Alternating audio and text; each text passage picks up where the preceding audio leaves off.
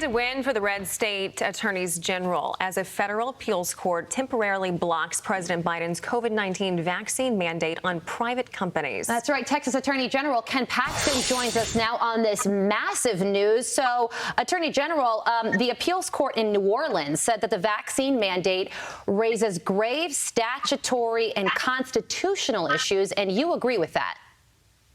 Absolutely. We're going to fight this till the bitter end because the president does not have the authority to force people to get a vaccine and then threaten them with their jobs, nor does OSHA have statutory authority. So we feel very confident that in the end, the law is actually going to matter and that we can't have a president just dictate what's going to happen in this country. And then I want to play this. This is Vivek Murthy, who's defending the vaccine mandate, and then I want to talk to you on the other side of this.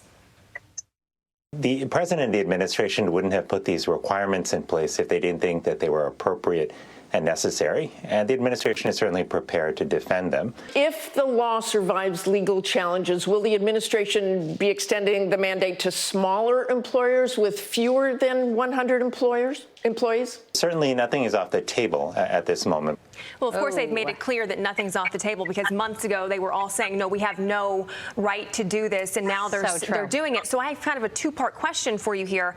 Do you think we're going to see any changes before that January 4th deadline for the employers with over 100 employees? Do you think there's going to be any changes as far as not mandating this vaccine? And then with what Martha Raddatz was saying, I mean, what's to come next? How are you going to tell employers with 5 or 10 employees that they have to mandate this vaccine for their employees? Yeah, you ask a really great question. Where does it stop? And I don't know that it will stop unless the courts step in and stop them, because I think we'll see small employers. I think we may see children. I think they may limit transportation. Who knows where they'll go? If they're not put to a stop, I don't know if we have any idea what the limits of this administration's willingness to affect people's lives. When do you think the appeals court will make this decision? Because this vaccine mandate is coming down on January 4th. So will there be a ruling on it before that?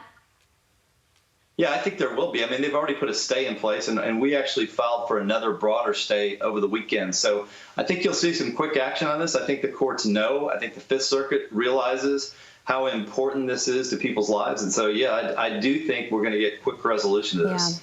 And then I want to go back to the OSHA topic, because that was my biggest question. How does OSHA really have any leg to stand on with this?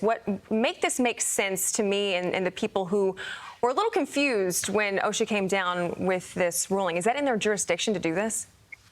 You know, another great question. No, they don't have jurisdiction to do this. There's nothing in the statutory provisions that allow them to mandate vaccines. They've even dealt with this issue in the past and said that it would be better done by voluntary vaccinations. And the president himself acknowledged that there was no authority for him to mandate vaccines. He just decided now he's a little impatient with the American people, and so he's going to force the issue and make us go to court to stop him. Yeah, there's also the timing of this vaccine mandate. It was supposed to take place in December, but then the Biden administration switched it to January because they knew that people would be quitting their jobs during the busy holiday season. So it's kind of like, okay, you got to get vaccinated to save your life, but only when it's politically good timing for me.